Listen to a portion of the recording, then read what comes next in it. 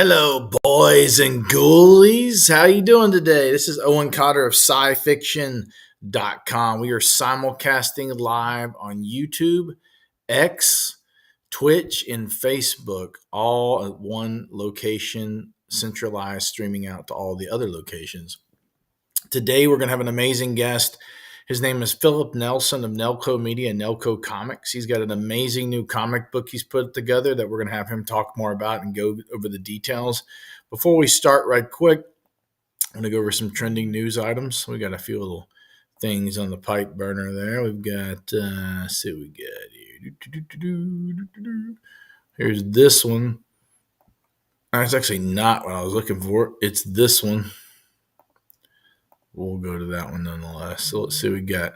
We have the Ring Reborn Halo campaign evolved. Jumps to PS5 in 2026 remake. Adam Driver has reveals the rejected Ben Solo Star Wars movie, that's kind of interesting. Got all kind of good news on here. Tons of stuff. What else we got? We got Bethesda announces Fallout 4 confirmed for Nintendo Switch 2 right there. James Gunn confirms that the Arkham Asylum television series has been canceled.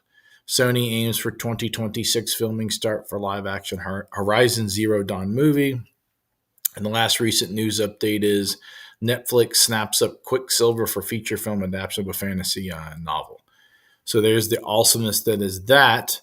We will be on location in beautiful Las Vegas, Nevada on November 12th through the 16th. The 13th, I believe, and 14th of that day is going to be an event that we will show you right now what it is we're going to be at. It is called, and I'm ready for this, it is called Shockfest Adventure. Shockfest Adventure is an amazing film-like festival that takes place in Las Vegas on November, I believe it's 13th and 14th. Let's see what we got here. Yes, November 13th and 14th is the festival, and it is in Las Vegas, Nevada. It deals with like horror, sci-fi, fantasy, documentaries, animation, you name it, they've got it. It's a little bit of everything. They're going to have some amazing guests, including, I think, Lloyd Kaufman, the creator of Toxic Avenger, will be. A whole bunch of people will be there. But it's about the festival a little bit. You can go to their website, too. They've got a website called Shockfest Adventure, which we'll show that real quick. Might be better to show that, honestly. Let's simulcast that out real quick and share that. Replace screen sharing. And here, there it is. We'll be at this festival all week long. And here, I'm going to play this real quick for it.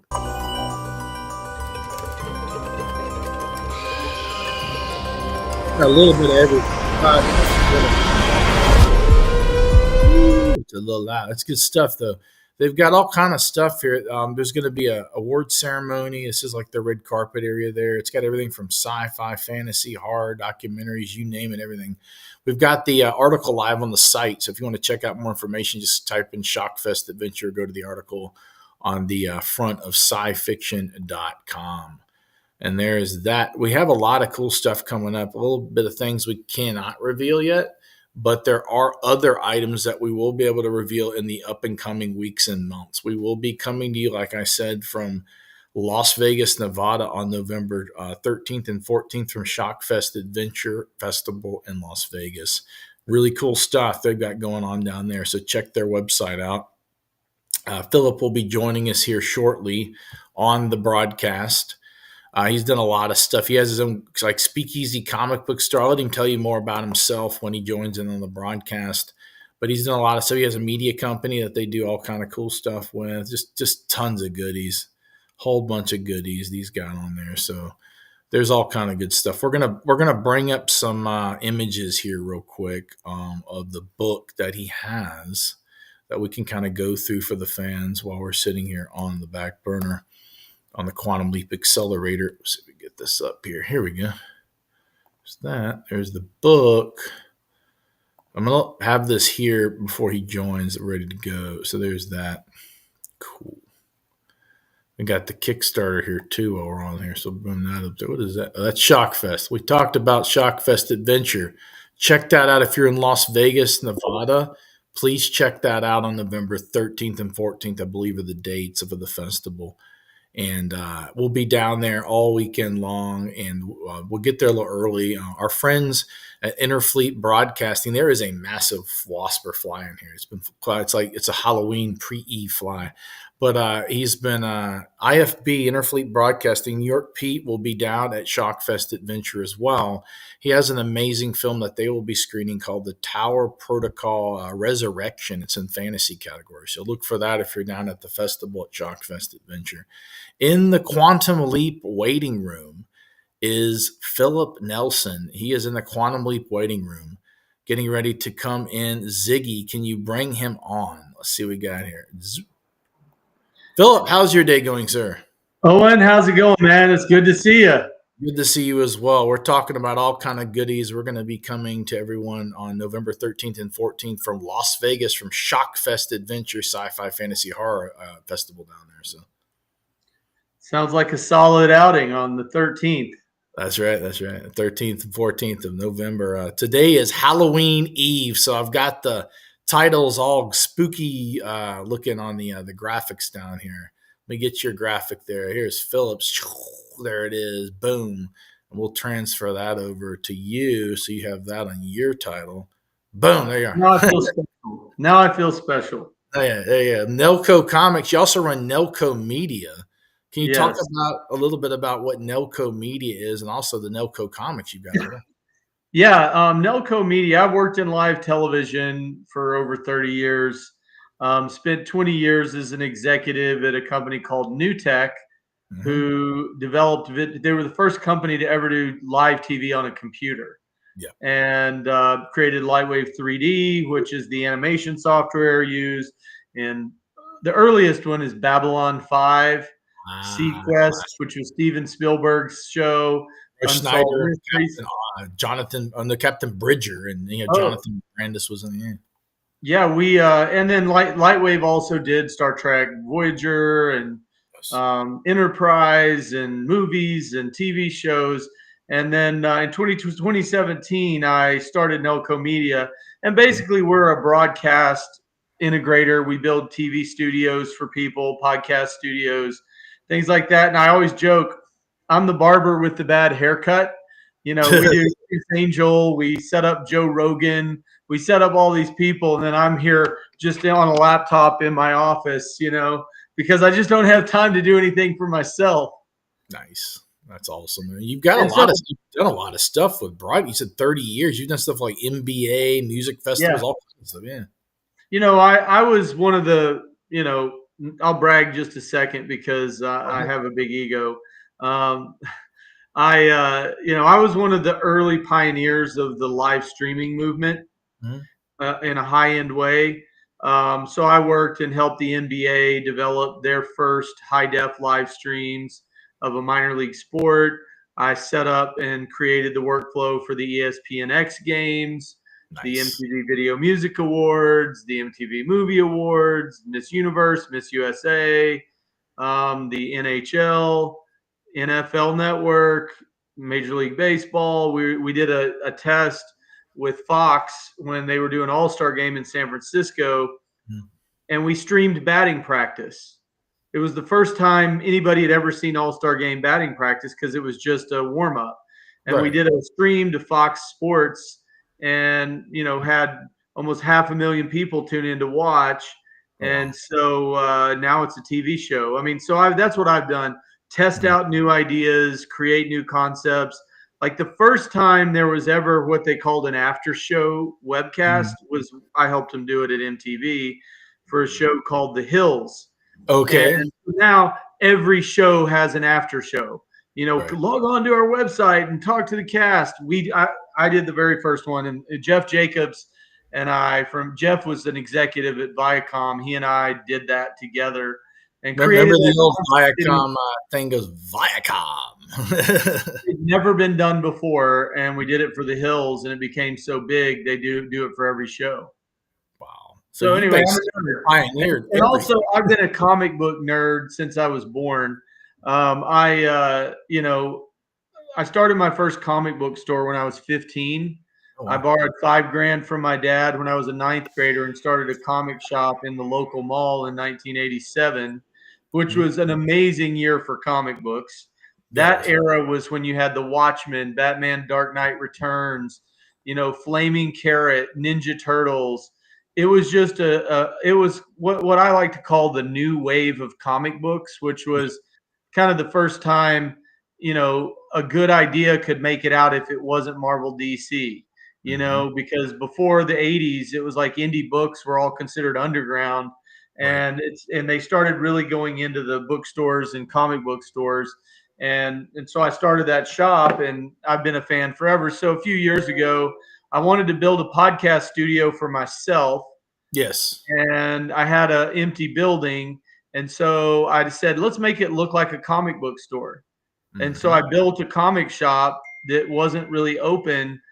And people started calling me, asking me if they could come in and look at comic books. And next thing you know, it's now open as a store. It's still a speakeasy comic book store. There's Yeah. no sign out front. It says quality thrift on the building, not Oh, Nelco I love it. Comics. It But if you does. come in, we've got whiskey, we've got a free jukebox, we've got a Galaxian machine. So if you beat me in Galaxian, you get $5 comics for half price. What's your And score? What's your score on Galaxian? I mean, my high score is in the 25,000 and up era. And actually, and that's me getting bored and stopping. I could go higher, but like right now, the score is only 14,000. Mm. But a lot of people know Galaga, but Galaxian was the predecessor to Galaga. Yep. So it was the first sprite-based video game, and it replaced Space Invaders. So Yeah. yeah, Yeah. I'm a comic Galaga geek, 90 and I love too. it. Galaga 90 was like later on in 1990. They did like a little revamp for it. Turbo Graphics, I think, even had a copy of that on the card. Yeah, Galaga was the next thing after really Yeah. Galaxian. So Galaxian wasn't as fun as Galaga. The carrot, aliens just appear on screen. Right. Galaga, they fly out. And Mhm. also because of technology limitations in Galaxian, you can only have one bullet on screen at a time. Galaga, Ah, you can rapid fire. So right. if you fire your button in Galaxian and you hit, you can Mm. fire another one immediately. But if you miss, it has to go all the way up through the screen. So it's Wow. actually a Yeah, harder game. it's cool. I like difficulty level. It gives a little challenge to it. So I know there's Like, like Galaga, you get the ship singing, tractor yeah, beaming you in. can't do the double, you can't do the ship capture either. So That's yeah, crazy. And so you got a book too, right? I do. I love 80s horror. Me Okay. too. Some of the greatest concepts in horror were in the 80s. John Carpenter is just a Mm. mastermind. And, Jason and Friday the 13th made you scared to go to summer camp. Yeah. Freddy Krueger made you scared to go to sleep and take a bath.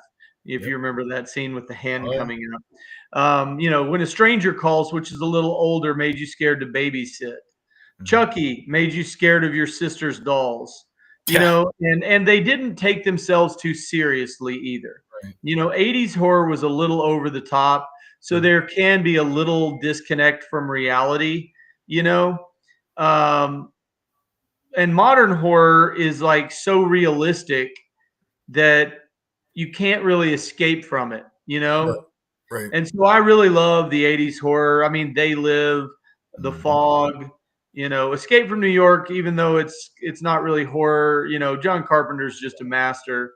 And so years ago I came up with the idea of AxiCab. Mm. It's a deranged cab driver who picks up people and kills them in very creative and gruesome ways. Mhm. And I also am a fan of the pre-code horror comics of the 1950s, Tales from the Crypt. where they were a little over the top. Mhm. And so that's what I decided to make, and it's a double feature. The first issue is actually in stores in January. Okay. But I have a Kickstarter running right now. So this is the Grindhouse movie poster, Yep.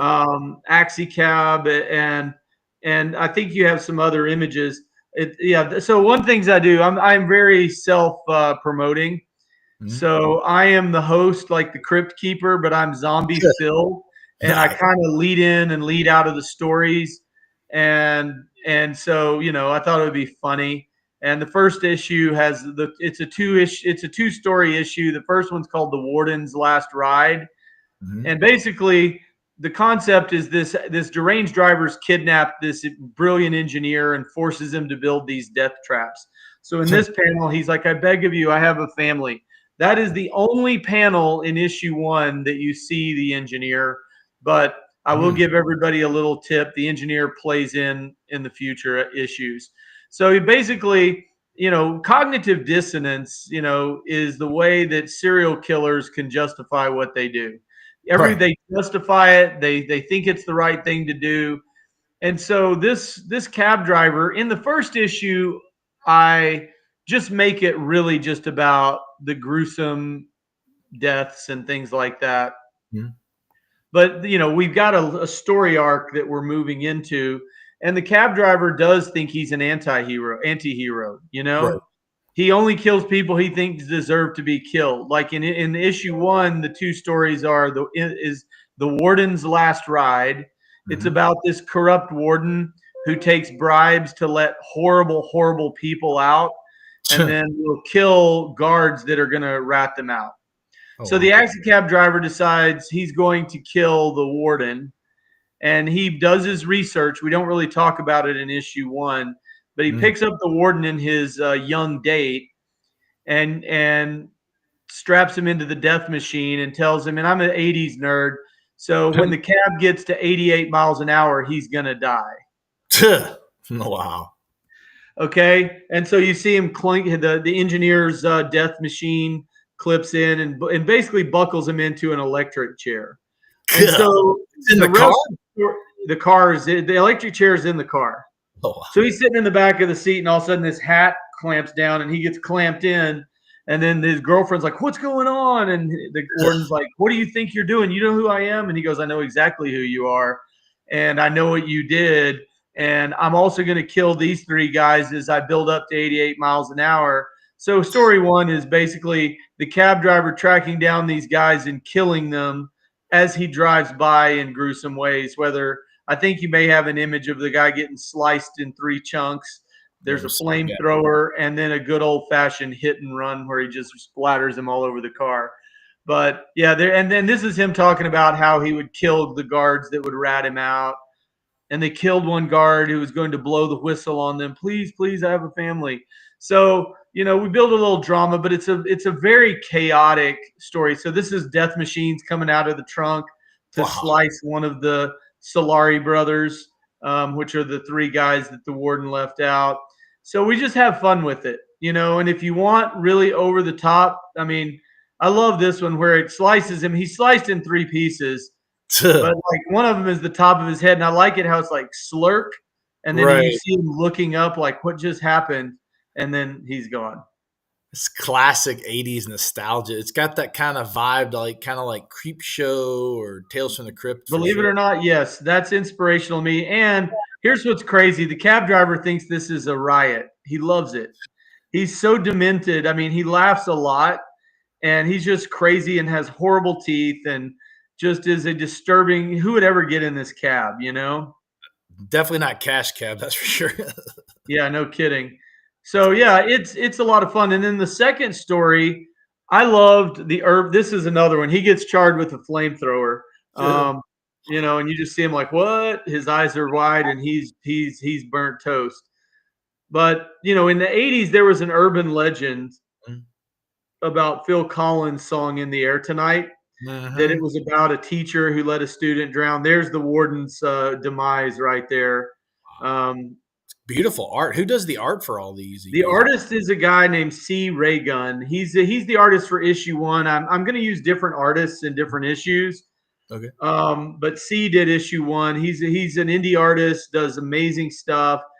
And what I liked about C's artwork when I picked him for this project he really is brilliant at portraying motion and kinetic energy. And Mm-hmm. throughout the whole issue, you just feel like it's going fast, Yeah. And so that's why, he was perfect for issue one. But like in issue two, in issue one, second story, it's called In the Air Tonight. So there was an urban legend, and it wasn't true. About a teacher. It was, In the Air Tonight was about a teacher who let a student drown, and that wasn't true. But we said, what if it was? And so basically, this teacher is a swim coach, Mm. and he is warped and demented. And this is in the end. It's like, and it's funny. In this one, I'm DJ Zombie Phil. Welcome to Axie FM. And it's like setting the tone, kind of Crypt Keeperish, Mm-hmm. or even House of Secrets. All those guys had hosts. So that way you had kind of an anthology, of stories with something to tie it together. You're kind of like the Rod Serling-esque Yeah, cheaper awesomeness. the Nice. disturbing version of Rod Serling. Rod Serling is my hero. Twilight Zone growing up was one of my favorite shows.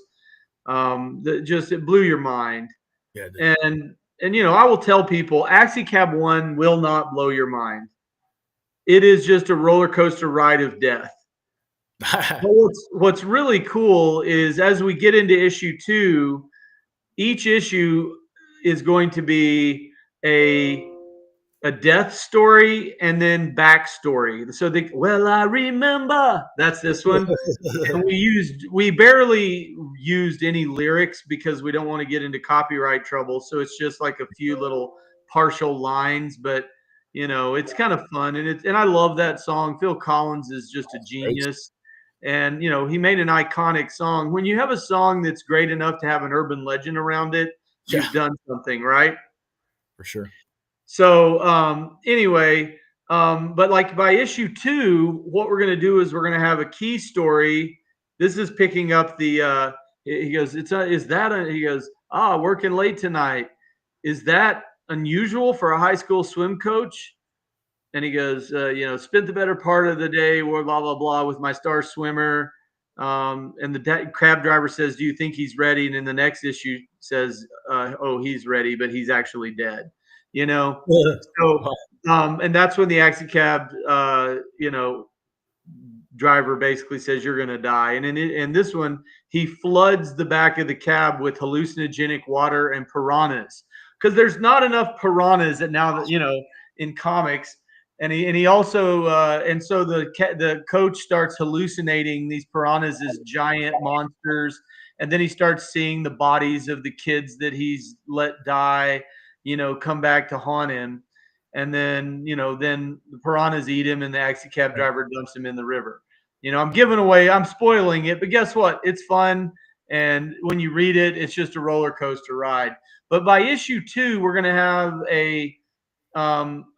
story 1 is a story of AxiCab doing what he does, right? Mm. But story 2 is going to start covering the backstory of who is the engineer and why is he doing this.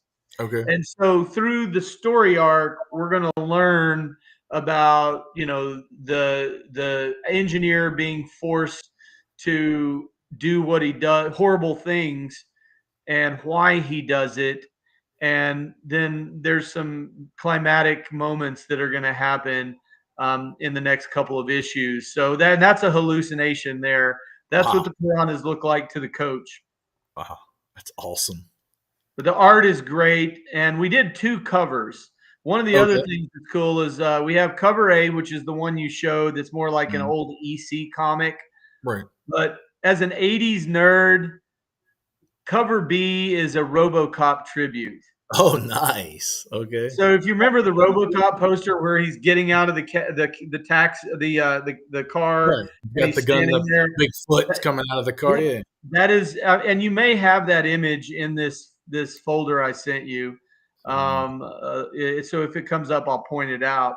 Yeah. But yeah, we're on Kickstarter, and I'm keeping it simple. And the way I look at the Kickstarter, this is being distributed through Antarctic Press, which Okay. is an epic independent comic distributor. There's one of the students, the hallucinogenic version. But AP did Warrior Nun, which if you've seen the show on Netflix, Yes. they did Gold Digger, Ninja High School. They were the first true American manga company, Mm-hmm. and they do a lot of horror. There's the coach at the end. He's had a Just really, really falls bad off day, and the he's just being truck. dumped out of the trunk into the river, you know. That's awesome. But AP is distributing it, so it's available on the to pre-order at your local comic shop. Okay. But on the Kickstarter, I have very simple tiers. There's a PDF only version. There is cover A and B is a set. There's you look if you scroll up, Okay. that back one is the RoboCop tribute. Ah, here. Okay. Yes. Except there's heads hanging from hooks all around him, It And it's does. It has done the by same look an and feel. artist that I think is one of the most underrated artists right now. His name's David Hutchison. Even He Hutchison. has his own horror comic called Teether. He did a comic called HP Steamcraft, and it's Okay. HP Lovecraft and steampunk combined. Oh, And wow. he also was the artist on Sonic X, which was the Sonic Hedgehog comic book. He is fantastic, and he's actually going to do the art for issue 2. Okay. So I'm really excited about where this is going, and it's going to be a roller coaster ride of mayhem and death. This looks really cool. It's got a retro vibe to it, kind of a sci-fi, but a little bit horror thriller, retro Yep. 80s, Tales from the Crypt, all the goodies. So this issue 1 and 2 is kind of going to be like an anthology series of sorts. How many issues you think you'll do like over the first year or so of the My run? structure right now for the storyline is 6 issues, Okay. but because I build TV studios for a living, I Right. don't think it's going to be monthly. I don't know how I can pull that off. So Right. it may be bi-monthly. Okay. The distributor right now, I know it's in Lunar and another distributor. They have it listed as a one shot because we want to under promise and over deliver. And Right. this issue will stand alone. It's 2 stories of death and mayhem at the Okay. hands of the AxiCab driver, or at the death machine, at the demise of the death machines that come out of the cab.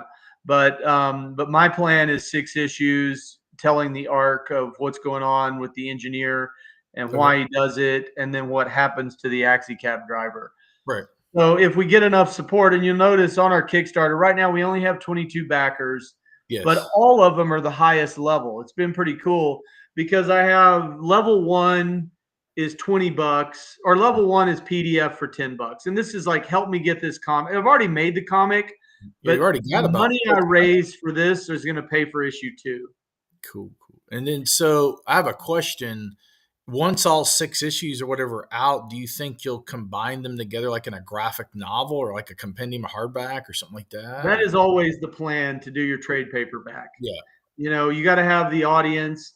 Hmm. Um, but my goal is that anybody that backs this Kickstarter is going to have a cool collectible, For sure. because I'm in talks already with someone to make a movie. Oh, nice. Okay. Believe it or not, I came up with this idea more than a decade ago, and I was going to develop it with one of my friends named Ron Thornton.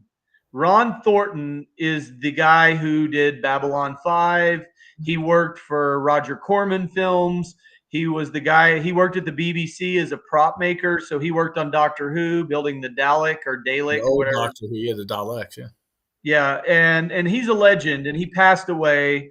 And he was like, Philip, we're doing a movie, we're doing a movie, we're doing a movie. This is exciting. I love this. Yeah. And so, I kind of let it go on the back burner, because I always thought of it as a project I was going to work on with Ron Thornton. I Right. mean, he did the Starship Troopers animated series, Mhm. Max That's a cool Steel. series too. Yeah. I mean, he owned Foundation Imaging. They're just legends. A lot of the icons of Hollywood visual effects came out of Foundation Imaging. Yeah. And so when he passed away, I kind of backburnered it. And then I was like, you know what? I'm doing this. And so I'm talking to someone already that wanted to do a movie. And I said, let's not do a movie first. Let's get the comics out, get an audience, get a core fan base. Right. And so my goal, and we're not printing that many copies of issue 1. Hmm. And so if it does well, it will go to a second printing. and all of the Kickstarter backers are getting first printings. How many do you think you'll print of issue 1, if you don't mind me asking, or can you reveal that? I don't know if I don't know if the distributor wants me to say, Okay. but it's less than 10,000 copies for sure. But if it goes well and the buzz gets up, they'll reprint it and then maybe do like a graphic, and the movie will come after that, I guess. That's my plan. My long-term plan is 6 issues of AliCab, a trade paperback movie. Okay. So anyway, it's going to be pretty cool. In fact, I was on a panel at San Diego Comic-Con on modern horror with I wanted to make Sandy. that, man. I had the panels. We were running around with our heads chopped off that weekend. Yeah, it was a great panel because like the president of Valhalla Entertainment was on the panel, who did Walking Dead. Sandy King, which is John Carpenter's wife, was on the panel. She's the cool dude too. who does all Rob Zombie's films was on the panel. And I was on the panel, and Bill Field, who's a friend of mine who runs my comic shop with me, he was on the panel because he's a historian. And, you know, everybody's like, dude, this comic looks amazing. And they're really excited. So, you know, I'm just trying to get the buzz out. And you'll see we only have 22 backers right now. But with the top tier includes both covers signed, and it includes a piece of original art. And I'll show you a sample of what this original art looks like. I have one over here somewhere. Oh, it's in my scanner. I just scanned it. So the top tier, and that's $80. Okay. So this is one of the sketches. There you go. Nice. I mean, we're going to do, and we're only doing 20 of, and they're going to be different sketches. They're not going to be the same sketch. It's 20 different sketches, but this is just one I happen to have. Done by David Hutchinson. Original sketch. That's like one that's like a perk or something like that, right? Yeah, that's the if you back us in the highest tier, and I'm going to grab something that's in all the physical tiers you're going to get. I thought it was pretty funny. So what you get? So what I did is you're also going to get you're going to get 2 driver's licenses. You're going to get the Zombie Phil driver's license, and you're going to get the Cabbie driver's license as part of the Kickstarter. So, and it's funny, it says Department of Motor Vehicles, the Cabbie, 1313 Blood Alley, Dead End City, Texas. It says that he's an organ donor. Under organ donor says available upon request. You know, it's just, we're being silly. You know, we're having a good time with it. And, you know, once again, this is kind of a throwback back in the 60s. You know, you had the fan clubs with the ID cards. And even when I was a little kid, you had the G.I. Joe fan club and you got your ID card. So, you know, the top tier is $80, and it includes both comics signed by me and David Hutchinson on cover B. And then it has a piece of original art, and what's funny is we're doing the original art on old backing boards from comic books that we've pulled out. Some of them are yellow, and some of them have stains on them from the comic books. And because this is gritty, the whole idea is it's gritty horror. And so we're making it, you know, keeping it real. Oh, one other funny thing. This is the original art from, we put an ad in the comic that's a fake ad. Because, you know, this is the ad, and the text says, "Hey kids, now you can play with your very own AliCab for hours of bloody fun." I mean, like and then down here at the bottom it says, "Order now and get free Bamboo Owl wind chimes." So anyway, a tribute to those cheesy commercials in the 80s. So we're just having fun with it. We are having fun with it. And also, one other thing is, if we do have, when we get fans, that's some concept artwork from when we were putting together what the cab would look like. And I'm an Escape from New York fan, so I was thinking Ernest Borgnine's old floppy cab from Escape from New York, which is why we went with this style. Speaking of Ernest Borgnine, without giving too much away, a friend of mine's using a special, it's a sci-fi project, that he's using a special 4th generation mocap VR to resurrect Ernest Borgnine's likeness, and his son is doing the mannerisms. Oh, wow. That is cool. I thought I'd throw that in there. Ernest Borgnine was my second favorite character in Escape from New York. Of course, Snake Plissken is number 1. course. But when you have Ernest Borgnine with that old cab, because he was such a nice guy. I mean, he was the Yeah. nice guy stuck in this prison island, you know? Right, it's like a total crap hole, and then you got this just super nice cab driver. Hey, buddy, how you doing? Jump in. I'll help you out, you know? Right, See, right. these are some prelims of the cab driver and concepts of the cab driver. That looks gorgeous, man. I love the art style and everything. Yeah, C is just, and this is, I forgot. I did not mean to put this one in. This is something, well, you can go back to it. I'll give your audience a little tip. So the engineer has a daughter. Okay. And that's all I'm going to say at this point. But this is a concept for what the daughter may look like. Okay. We got a little sneak preview there. There's the original first, not the RoboCop one, but the other. Yeah, that's the pre-code horror style cover. Very cool. Yeah, it's got the kind of EC code up top. Yeah, it says unapproved though. It's definitely not approved. So one other thing that I'm doing in this comic that a bunch of people have told me I'm an idiot for doing, but I love gory movies. Mm-hmm. But the problem with most gory movies is, you know, every parent has different hot buttons, right? Right. And some parents don't want any sex and nudity. Some don't want any gunplay. Some don't want bad language. Right. And I'm one of those parents that when I don't want my kids watching, nudity and sex and F-bombs every 5 minutes. So right. I'm unofficially calling this family gore. Nice. Okay. There is no sex in it and there's no profanity, but it is over the top gore. And so, people are like, dude, you're warped. Why would you even say that there's such a thing as family gore? But, I'm doing it. It's kind of a cutting edge concept if you think about it. It opens, like, you got the pre-comics code with Tales from the Crypt and all the old, Vault of Terror and all the old ones. If you kind of think about it, it harkens back to those days, but keeps it enough, I guess you call it family friendly, to where you can kind of quadrant it, but still distribute it out and maybe even get a larger fan base if you think about it, from children to young adults and adults in general. Yep, that's my idea. Is there's a lot of dads out there that have 13-year-old kids that they want to go watch a horror movie with, and then most horror movies are an F-bomb per minute, and then gratuitous. Oh, we're also throwing a party, so people are walking in behind me. Good. Coming up on Halloween, we're having a big. This is the legendary house. Elmo. We've got a Halloween party here at Nelco Media tonight, and he's bringing in a PA and pianos. We got a cellist. We're doing the Vampires Ball tonight. Where is that? Nelco Media.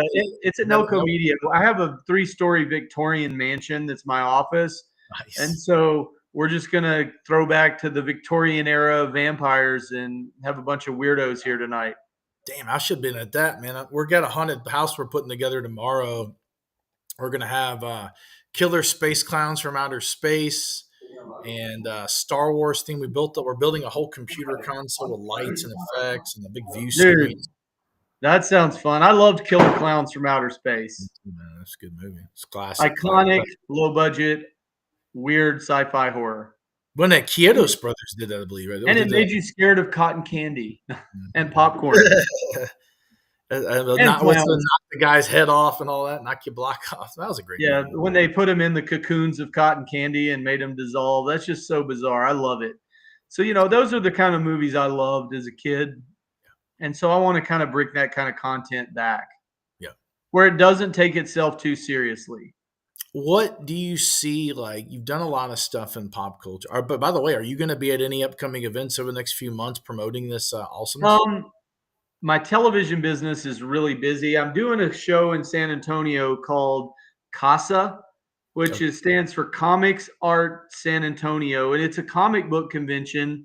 Okay. And you cannot have a table if you don't sell comic books or make comic books. Okay. That's it. There's no Funko Pops. There's no arts and crafts. I love Funko Pops, but we want straightforward comics and retro. No, this is a comics only convention. So I'm going to be I'll have an AliCab booth there and a Nelco Comics booth. So we're doing that one. And then I usually am on panels at San Diego Comic-Con. I'll probably be promoting this at the Antarctic Press booth at San Diego. I'll probably do a signing at San Diego there. But I don't really have a lot of shows lined up because I'm so busy building TV studios. I hear you on that. The Casa event in San Antonio, do they have like press for that, or is it just straight? Like, how does that work? When is that exactly? Here, I'll look it up. Like It's coming up pretty soon. It's in the next month or so. Okay. It is in the Comics Arts San Antonio. It is. Let's see. I'm going to their Facebook page now. Okay. And they here's their website. It is November 15th. So it's going to be right after my Kickstarter closes. My Kickstarter closes November 13th. Okay. But I'm gonna keep purchases open. Anything that's still available, I'll leave it open. And oh, dude, you're so efficient. Look at some of the artists that are going to be there. Go up to the top. Oh, here's the guests. I mean, there's some really good talent that's going to be here. And it's all creators, writers, artists. Ben Dunn, who did Warrior Nun, is going to be there. Anthony Tolan is a legend. Yeah, for sure. You know, look, he did that he's a colorist. And look, he did that Batman Frank Miller cover. He did Masters of the Universe, Blue Beetle. I mean, the guy, he's so nice. You met him at the dinner. He was at that dinner with Joe Rubenstein. Joe Rubenstein. You had some other guests there too. You had the guy that did the cool kind of fantasy dreamlike. Oh, John Picasso. John Picasso is going to be at Comics Arts San Antonio. Okay. Are you a Game of Thrones fan? I like Game of Thrones. I like all fantasy. I like anything that deals with pop culture. My girlfriend loves Game of Thrones. My wife. John Picasso he's been nominated for 13 Hugo Awards, and he's won 3. Wow. He's a legend. And if you scroll down, you'll see some of his art. But what happened is, there he is on the left. George Martin hired him to do a calendar for his books. Okay. And then they used the calendar because John basically drew the characters. And that's how they cast the TV show. When John went to casting, they had blown up all of his art to giant posters, and the casting directors were looking at John's art when they were casting. So if you look at John's calendar, I think it was called Mage Night or something like that. But the Game of Thrones book, Invisible Parade, is the one he was showing me some of the artwork over at the dinner. That was really cool. Yeah, and that's a children's book about Day of the Dead. It's available at Barnes and Noble, Books A Million, Amazon, but it's made the top sellers list. And he's doing really, really well with it. And the guy's a genius. He's also working on a bunch of work for Dune. Okay. Is that the Brian Herbert there, like the other one? It's actually a high-end re-release of the original series. Oh, wow. Okay. I've been trying to talk him into using my daughter as a model so that she could be immortalized in a Dune book, but he hasn't said yet. But yeah, so we're going to be, I'm not cool enough to be featured on this page yet. AliCab didn't get a shout out that I'm aware of, but you know what? Next year they're going to be shouting out AliCab because it's going to do well. But I do need support on the Kickstarter. The OG people, man, are going to be part of my inner circle. And, right now we only have 22 backers. So any of your audience, I would greatly, greatly appreciate you backing it, early and helping us build momentum, because we only have 20 of these sketch versions. Okay. Where you get a sketch, and 13 of my backers have done that. That's why we're up to the level we're at. Yeah. And what's the total you need to kind of get like you need, because Pud's 500 goal. What's the actual? What would you like to kind of achieve with the? I need to raise about $5,000. Okay. And the reason is I want to. I've self-funded issue 1. Okay. And I want to fund issue 2 from Kickstarter for 1, and then when issue 2 comes out, I'm going to do a Kickstarter for that and fund issue 3. That's kind of my model that I'm going to go with. I'm still doing it no matter what, but it would be nice if I can get some backers to help me fund it. So we're doing issue 2 no matter what we raise. Oh yeah, here we go. You can play the video. It's really fun. Her machine stalks the dark streets and death rides shotgun. The meter's running and death is coming for anyone who steps inside. AliCab #1 isn't just a comic. It's a double feature descent into madness, narrated by your undead host, Zombie Phil. 2 stories, 2 fares, both doomed the moment they open that cab door. Every passenger is guilty. Every ride ends in blood. And the cab, it never stops. It's grindhouse horror welded to psychological revenge. Each page soaked in gasoline, gore, and guilt. If you like Creepshow, Sin City, or Tales from the Crypt, this ride is for you. So buckle up, lock your doors, and pray you don't see that flickering Axie sign next time you're on a darkened street. AliCab #1. The meter's running. Back it now before it picks you up. Man, that's an awesome video, man. So if you go to Kickstarter and type in AliCab, it'll pop right up. Yep, AXICAB, because the whole idea is I imagine the T in the movie. I have an idea already where you see this taxi. I have movie scenes as well. Like my idea in the movie, the opening scene is going to be an innocent death. It's not going to be but you see this family standing on the street and it's raining and they're getting splashed by cars and they're like, taxi, taxi, and no one will pick them up until you see this crusty cab pull up and then it says taxi and the dad gets in and when the door shuts, you see the T kind of flicker out and you hear the dad's voice go, as the camera pulls up, it says, "Why is there plastic on the seats?" And then the cab pulls away. And that's kind of an opening scene I've imagined for the movie to kind of set the tone of this is not good. Right, that's all. I like the tone. That's kind of like subtle, but it kind of gets you into the J curve of all the goodies and everything and beyond. Yep. Where beyond Kickstarter, is there any other web links or any other things you want to shout out to? You know, I haven't had time to really make a website for AliCab, but I put one up and it's horrible. So if you go to AliCab.com, don't make fun of me. But what's funny is on these licenses, I'll have it done before I ship these, but the QR code on the back actually goes to AliCab.com. And we're you know, I've just been so busy trying to get my real work done. There you go. Make fun of my website. That's it. That's all I got right now. And it's got a slider that just shows some scenes and some of the images we've already seen. You know, I beg of you, you know. The coach. The double covers.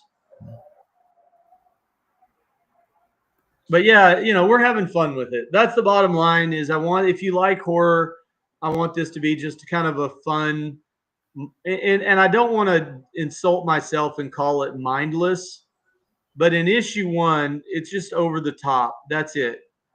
If you want mindless gore, this is the book for you. And then by the time we get to issue 2, that's when we start talking about the backstory and why the engineer's there. And then your audience has a preview no one else has received, and that's the daughter. Yeah. There is a daughter. And as you could see from the picture, she's not a weakling. No. It looks awesome. Let's bring that picture up real quick. They've got the daughter. And will that be featured in like a later issue, I guess you would say? No comment. No comment. Yeah, your audience is getting a little tips. Yeah. So my plan currently, and I don't want to give it away and open people's Christmas gift, but you know, my idea with this arc is you have an engineer that's held captive and forced to build these death machines, right? And he's only doing it to protect his family. Okay. But what he doesn't know is his daughter's a bad dude. He's also looking for her dad. Right. So she's kind of on her own like journey to find him to be able to incorporate it into the lore of the comic. That's the plan. Yes. Very cool. So I got to ask. And if you notice, I am a reference. I love 80s references. Do you want to guess kind of and we were probably going to change this because we don't want to get into any trademark infringements. Okay. But any guess of the mask tribute she's wearing? Jason Voorhees? I don't know. Nope. Let me see if I can get it. I don't know. It's not Neon Maniacs. Maybe not. I don't know. I give up. I'll give you a hint. Okay. Ninja Turtles. Oh, Casey Jones. Okay. I love Casey Jones. Yes. So in our concept art, we had a Casey Jones style mask, just for fun. I will probably develop our own mask for her, but we're brainstorming concepts. That's cool. what we have. I like the Casey Jones. That was always one of my favorite characters in the comics. I mean, he's just interesting. He had a baseball bat and a hockey stick and a hockey mask, and if he's a sports fan who's out fighting crime. Yep. He's like a vigilante, but doing good, and he helped the Turtles many times, so they can't beat that. In our concept art, we had a little. It's not exactly the Casey Jones mask, but that's what it's closest to of any of the hockey masks that I've seen. I want to thank you for joining. We've got about 1 minute or so left. This will be aired on next Wednesday at 7 p.m. CST, 8 p.m. Eastern on Subspace Radio Network. Live simulcasting now on YouTube, X, Twitch, and Facebook. Philip, it has been an absolute pleasure going over this book. I want to check out that convention you mentioned too in San Antonio. I want to go check that out. As your audience leaves, cut back to full screen. I'm going to do one thing that once again I haven't done for anyone else. So this is my 11 by 17 portfolio of AliCab. So it's the final colors. This is the comic book. Okay, so on our indicia, it's a Grindhouse movie poster, and this is the comic. As I've been laying it out and swapping things out, this is AliCab #1 right here. You guys are seeing it here for the first time. Like, look at this is the hallucinogenic coach's view of the kids coming in, and then this is that shot where it's like, and we also. Like just to read a few of the lyrics, we didn't use you can only use a certain number of lyrics, so you have a copyright infringement. And so it just says at the end here on this page, it says, well, I've been waiting for this moment for all my life. Oh Lord. That's it.